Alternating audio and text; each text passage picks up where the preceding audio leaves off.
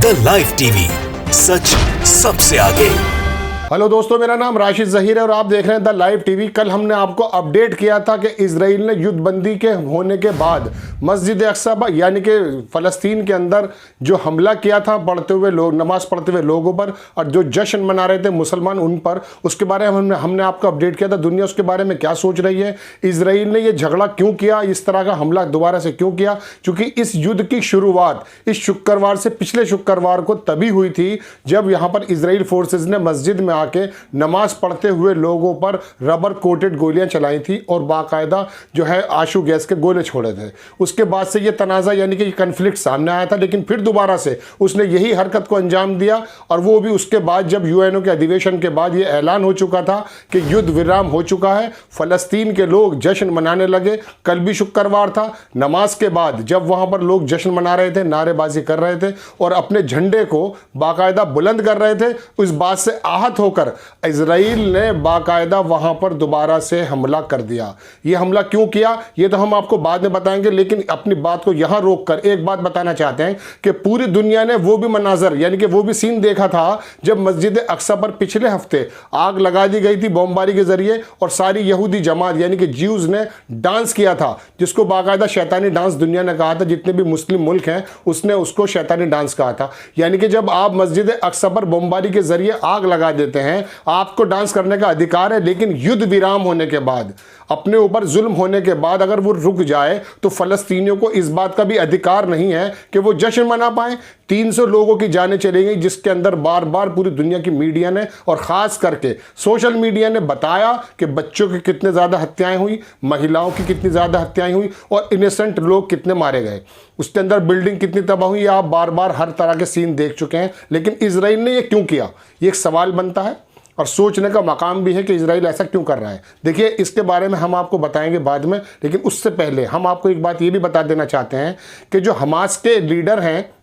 जिनका नाम है इस्माइल हानिया, उन्होंने टीवी पे आके बराह रास्त एक बात का इंकशाफ यानी कि बाकायदा खुलासा किया कि हमास किस तरह से जीता। 300 लोगों की हत्या होने के बाद, बुरी तरीके से मौत होने के बाद, बमबारी में मौत होने के बाद हमास का लीडर एक ऐसे रूप में टीवी के सामने आता है कि उसने बताया कि हम किस तरह से विजयी हो गए, किस तरह से हमने विक्ट्री को पाया। हालांकि कागजों में अगर देखा जाएगा इसको विक्ट्री नहीं कहा जाएगा। जहां पर बेशुमार बिल्डिंगें खत्म हो गई हों, बेशुमार लोग मारे जा चुके हों, अर्थव्यवस्था तबाह हो चुकी हो, अस्पताल और स्कूल बुरी तरह से डिमोलिश हो चुके हों, उसके बावजूद भी हमास का ये लीडर टीवी पे आके बहुत फख्रिया यानी कि प्राउड के साथ ये बोलता है कि हमें किस तरह से जीत हुई और हमने क्या किया। उसका कहना बिल्कुल ठीक है। ये जंगें जो होती हैं वो बेसिकली दो मुल्कों में होती हैं जो दो बराबर के होते हैं, लेकिन ये जंग सिर्फ एक तरफा थी और दुनिया की तो नहीं, लेकिन मध्य पूर्व की बहुत बड़ी ताकत, इजराइल से बड़ी ताकत इस पूरे मिडिल ईस्ट में नहीं है। उसने जिस तरह से हमला किया था, हमास ने जिस तरह से 11 दिन उसका मुकाबला किया, उसके बारे में ही उसने अपने बारे में ये बताया कि हमने 11 दिन इजराइल के दांत को खट्टा कर दिया। उसकी जितनी भी स्ट्रेटेजी थी युद्ध के लड़ने की, उसको हमने तबाह कर दिया। वो आयरन डोम जो कि वो फ्रांस से लेकर आया था, जो राफेल कंपनी का एक प्रोडक्ट है, जिसके बारे में ये लोग दुनिया जानती थी कि हर तरह के मिसाइल को ख़त्म कर देगा, हमने उसको धता बताते हुए उसकी सीमा को पार किया और वहाँ पर इजराइलियों को मारा और बाकायदा वहाँ पर जो है बिल्डिंग्स को नुकसान पहुँचाया। एक बात ये। दूसरी बात, इजराइल के मुकाबले अगर हमास का आप कंपैरिजन करते हैं तो ये कोई कंपैरिजन है नहीं। इस बात से अंदाज़ा कर सकते हैं कि इजराइल का सर्विलांस सबसे मजबूत है, इजराइल की जो फौजी ताकत है वो बहुत मजबूत है, उसकी जो स्ट्रेटेजी है वो बहुत ज़्यादा मजबूत है। इसके मुकाबले एक बहुत छोटा सा ग्रुप है हमास के लीडर का, हानिया का सिर्फ यही कहना था कि इजराइल को बुरी तरह से डिफेट इसलिए हुई है कि एक छोटे से ग्रुप ने उसको मजबूर कर दिया युद्ध विराम के लिए, और युद्ध विराम की जो स्थिति है इजराइल के ऊपर आई है और वो उसने खुद युद्ध विराम किया है। और दूसरी बात, एक बात को अपनी विक्ट्री और मानते हैं कि जब दुनिया के तमाम मीडिया और तमाम सोशल मीडिया इजराइल पे उसका बहुत ज़बरदस्त कब्जा था, मैं सोशल मीडिया को अलग हटा दूंगा, इसके बारे में ये तासुर किया जा सकता है। चूँकि कल विदेश मंत्री जो शाह महमूद कुरैशी पाकिस्तान के, उन्होंने भी एक बात में वक्तव्य में ये कहा था कि मेन स्ट्रीम मीडिया पर किसी तरह से ज्यूस का यानी कि इजराइल का कब्जा है, लेकिन सोशल मीडिया के माध्यम से जिस तरह से पूरी दुनिया फ़लस्तीन के साथ आई, खाली पूरी दुनिया में सिर्फ ये नहीं कि मिडिल ईस्ट के देश आए, उसके अंदर ये भी हुआ है कि जितने भी जो मगरबी मुल्क हैं, जो यूरोपियन मुल्क जो हैं, उसमें अमेरिका हो, पोलैंड हो, जर्मनी हो, पेरिस हो, फ्रांस हो, लंदन हो, इन मुल्कों के अंदर भी जो सोशल मीडिया है उसके माध्यम से जो तस्वीरें सामने आई थी, जिसको रोकने की इजराइल ने कोशिश भी की थी। उस कोशिश को आप याद कर लीजिए, जो अल जजीरा के ऑफिस पे हमला था, उसके बावजूद सोशल मीडिया ने जो अपने जो सीन बाहर आए हैं, जो फुटेज बाहर आई है, तो पूरी दुनिया ने सोशल मीडिया के माध्यम से जो पूरी दुनिया को एक साथ फ़लस्तीन के साथ कर दिया। तो इस्माइल हानिया का कहना है कि हमने सोशल मीडिया के माध्यम से इसको जो है ना मीडिया के क्षेत्र में भी डिफीट दी, और ये किसी हद तक माना भी जा सकता है उसके इस वक्तव्य को। तो उसने अपना जो बयान दिया वो बहुत चर्चा का विषय बना हुआ है। अब मैं आता हूं अपने उस पहले वक्तव्य में कि इजराइल ने ऐसा क्यों किया कि सिर्फ 5 या 7 घंटे ही गुजरे थे, उसे अपनी उलझन, अपना जो बॉदरेशन था, जो उसकी हताशा थी, वो ऐसे रूप में क्यों सामने आई कि फोर्सेज ने अल अक्सा के अंदर घुस करके फिर दोबारा से रबर कोटेड गोलियां चला दी और लोगों को जख्मी कर दिया। उन जख्मियों में हम आपको बता दें कि मस्जिद के अंदर 3 बुरी तरह से जख्मी हैं, जबकि बाकी जो 40 लोग हैं वेस्ट बैंक की तरफ झड़पें जो हुई हैं उसमें जख्मी है। 43 लोग जख्मी हो चुके हैं जो बहुत शदीद हैं, जिनमें 3 की हालत तो बहुत ज़्यादा चिंताजनक बताई जा रही है। इजराइल के करने की वजह मैं बहुत कम शब्दों में आपको जल्दी जल्दी बता देता हूं कि देखिए, इस लड़ाई के अंदर उसकी एक इंटेंशन थी। हम अपने वीलॉग में पहले बता चुके हैं कि उसकी इंटेंशन ये भी थी कि वो जो अपने यहाँ यानी कि इजराइल के अंदर जो वो किसी तरह से अपना जो बोल सकते हैं हम अपना इख्तदार खो चुका था, उसको पूरी तरह से जो है इख्तदार बोलते हैं उसको, अपनी जो लोकल इलेक्शन बॉडी में डिफीट हुई थी 4 बार प्रधानमंत्री बनने के बाद, इस बार उसके हटने की उम्मीद थी। तो इसका इंटेंशन ये थी कि मैं किसी तरीके से फ़लस्तीन पर हमला करूंगा और जो लोकल के लोग हैं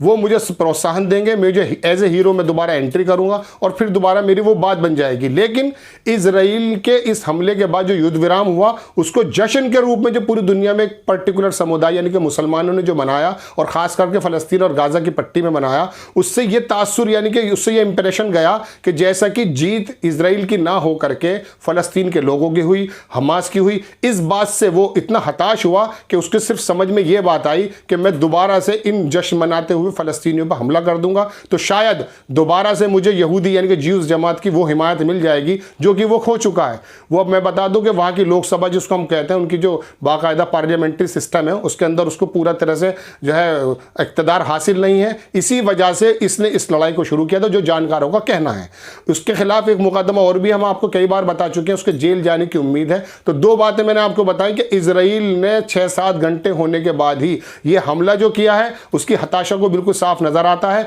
जैसा कि वो सोचता था कि मैं फातेह बन के, विक्टोरियस बन करके, हीरो बन करके एंट्री करूंगा, वो ऐसा नहीं हुआ। दुनिया के दबाव में आकर के उसको झुकना पड़ा, उसको युद्ध विराम करना पड़ा। ऊपर से तुर्रा ये कि फलस्तीनी मस्जिद के अंदर, मस्जिद के बाहर जश्न बनाते हुए, और तीसरी बात यह कि सोशल मीडिया के जरिए जब पूरी दुनिया के अंदर ये इंप्रेशन गया कि ये जीत तो दरअसल लड़ने के बाद, पिटने के बाद, मरने के बाद भी दरअसल फलस्तीनियों की हुई है, इस बात को वो डाइजेस्ट नहीं कर पाया, जिस वजह से उसको इस बात को देखना पड़ा। अब मैं आपको बता दूं कि अल जजीरा की रिपोर्टर है, उन्होंने रिपोर्ट किया कि वहां पर जो हमला हुआ इसमें कितने लोग मारे गए हैं, कितने लोग जख्मी हुए हैं। वहां की बाकायदा अल जजीरा की रिपोर्ट आप देख सकते हैं। उसने बताया कि बुरी तरह से इन्होंने हमला किया और बेपनाह बेदर्दी के साथ वो महिलाओं के और बच्चों के साथ और निहत्ते लोगों के साथ जिस तरह से जुल्म किया, बाकायदा गोलियां रबर कोटेड, मैं बार बार आपसे बता रहा हूं कि वो एक्चुअल गोली नहीं है, लेकिन उसकी गोली के ऊपर जो रबर चढ़ाई जाती उसको रबर कोटेड गोलियां बोलते हैं, बुलेट बोलते हैं, उसको मारा गया है। तो ये चीज़ें हैं। अब दूसरी बात, दुनिया जो उसके साथ खड़ी हो गई फ़लस्तीन से, इस बात की हताशा उसके मन में थी, जिस वजह से उसने ये हमला किया, जो जानकार बता रहे हैं। ऊपर से शाह महमूद कुरैशी ने कल डिस्क्लोज किया कि ये पूरी मीडिया जो वाकई है यहूदी के उसमें रहती है, और सोशल मीडिया ने इस समय, ये हानिया, इस्माइल हानिया का भी कहना है, और शाह महमूद कुरैशी जो विदेश मंत्री हैं, वो CNN के प्रोग्राम में अपनी बात बिल्कुल साफ सुथरे लफ्ज़ों में बता रहे थे कि सोशल मीडिया के माध्यम से फ़लस्तीनियों को पूरी दुनिया का सपोर्ट मिला। और इस बात को, ये बात मैं अपनी तरफ से आपको बता रहा हूँ, जो दुनिया का तासुर यानी कि दुनिया के अंदर जो खबरें चल रही हैं, उसमें जो ट्रैवल हो रही हैं, उसके मुताबिक आपको बता रहा हूँ कि ये सोशल मीडिया इतनी मजबूत साबित हुई है कि अमेरिका को और इजराइल को और जितने भी यूरोपियन मुल्क थे उनको सबको झुकना पड़ा। वहां के आम आदमी, हर किसी के हाथ में मोबाइल्स होते हैं, सोशल मीडिया से कनेक्ट होते हैं, वो जब साथ आ गए तो मजबूरन पूरी दुनिया को अमेरिका को दबाव बनाना पड़ा, इजराइल पर दबाव बनाना पड़ा, जिसकी वजह से ये युद्ध विराम हुआ। युद्ध विराम होने के बाद भी इजराइल अपनी हताशा को रोक नहीं पाया। जो हीरो बन के, मैं बार बार बता रहा हूं, बन करके एंटर होना चाहता था लोगों के सामने, वो बिल्कुल जीरो बन गया। और इसी वजह से एक फिल्म का डायलॉग है कि हार कर को भी जीत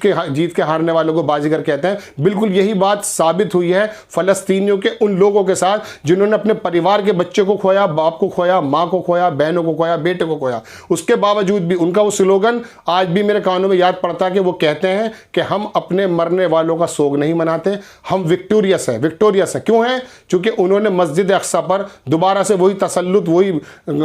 कंट्रोल कायम करने की बात कही। हालांकि इसके कंट्रोल के लिए वो मुकर रहा है। 2 शर्तें रखी थी, मैं आपको फिर दोबारा आखिर में बताते चला जाता हूं कि 2 शर्तें रखी थी कि शेख जर्राह के अंदर जो है जिन मकानों को आप खाली करा रहे हैं उससे बाज आ जाएं और मस्जिद अक्सा पर जो पहले जैसी स्थिति थी वो कायम रहनी चाहिए।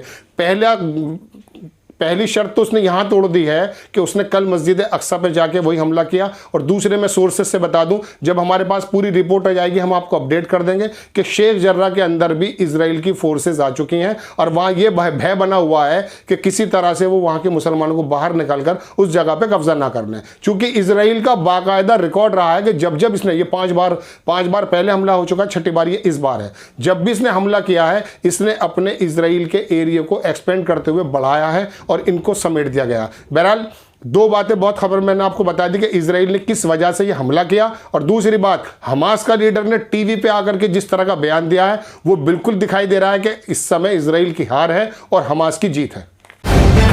द लाइव टीवी, सच सबसे आगे।